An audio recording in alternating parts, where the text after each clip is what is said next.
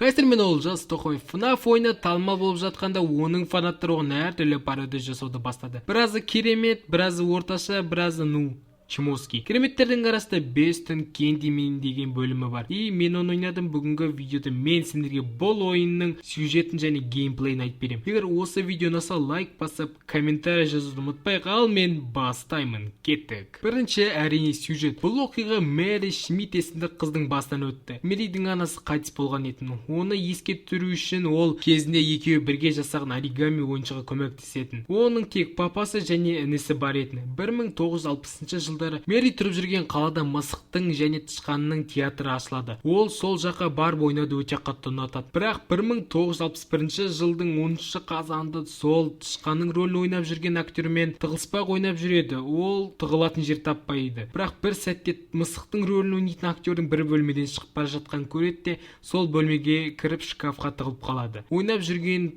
тышқан актер оны көріп, оның артынан келеді. Бірақ онымен бірге басқа да актер келеді. Ол қуыршақтың рөлін ойнайтын актер етін. Ол тышқанның жұмысқа мас болып келген үшін ашуланады. Екеуі төбелеседі, бірақ қуыршақ тышқанды итеріп жібереді. Тышқан басын ұрып өліп қалады. Қуыршақ не істерін білмей ойланып тұр. Бірақ сол сәтте бөлмеге мысық кіреді. Ол не болып жатқанын көріп, жай полицияға звондайын дейді. Бірақ сол сәтте қуыршақ оның мойнын ұстап, оны қылқындырып өлтіреді. Ол өзі полицияға қоңырау шалып тып-тыныш шығып кетеді. Сол сәтте шкафта отқан Мэридің психикасы бұзылады.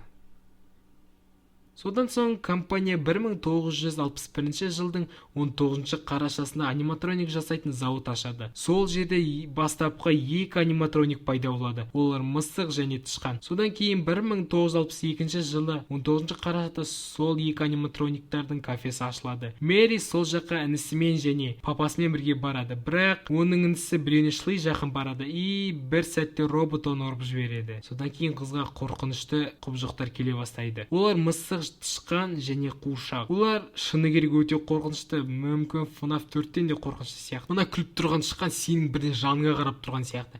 Бірақ қыз не болған әкесіне айтады. Ол психологқа барады, ол біраздан кейін жазылып кетеді. Бұл 3-ші бөлім еді. Бұл бөлімде тек жарық бар. Ол жарықты құбыжық мысық пен тышқанның бетіне жағу керек. Сол кезде олар кетеді және қуыршақ. Бірақ ол 6-ші түнде пайда болады. Баланы ұрғаннан кейін аниматрониктарды жөндеуге жібереді. Тышқанның және мысықтың ішіне әлгі екі актерлардың жаны бар еді. Сондықтан олар түнгісін тұрып зауытта жүріп жүреді. Сол сәтте зауытта болашақ олардың орнын басатын екі аниматроник пайда болады. 1987 жылы Фредди Фазберс пиццаға Мэри келеді. Сол жақта ол қуыршақты кездестіреді. Ода флешбектер ояна бастайды. Дәл сол жылы Кенди зауытына екі жас бала кіріп алады.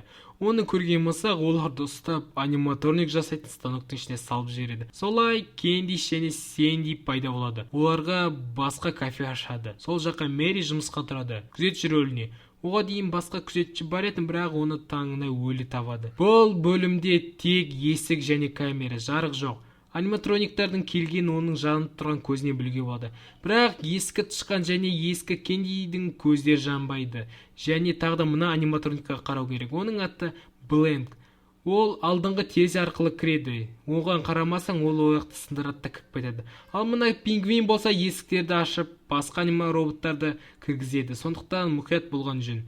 Мэри ол жақта бір апта жұмыс жасайды. Содан кейін оны жұмыстан шығарып жібереді. Біраз уақыттан кейін оның кішкентай қызы пайда болады. Мэри жұмыстан шыққаннан кейін басқа күзетшіні сол кафеге кіріп кеткен тышқан өлтіреді.